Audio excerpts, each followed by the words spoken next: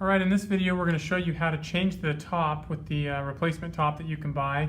This comes in useful if your top ever breaks, you know, or loses some of its threading or something like that.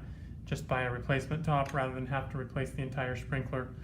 Before I get started, let me just quickly note that it's important before you order this part that you make sure you've got the right sprinkler. We make various sprinklers with different tops. They've got different types of construction.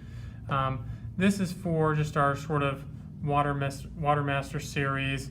It's kind of the thinnest top that we make, not as robust as these ones or these ones here. So you can notice that there's, you know, a different shape and a different sort of material construction out of those. So just take a look at the video, take a look at the pictures on this item, and you can tell, hopefully, if that's what you have. If not, give us a call or let us know in the comments below. Anyway, to change the lid, very simple. You just basically twist this off. It's about a quarter turn. When you pull this out, the wiper sill is going to come out as well. You just sort of need to pry that off. It just doesn't take very much pressure. You get the new lid, pop that on there, make sure that the wiper sill is fully seated, and then it's up there. Getting a good seal, twist that back on, and make sure it's on securely, and there you go. You're ready to go.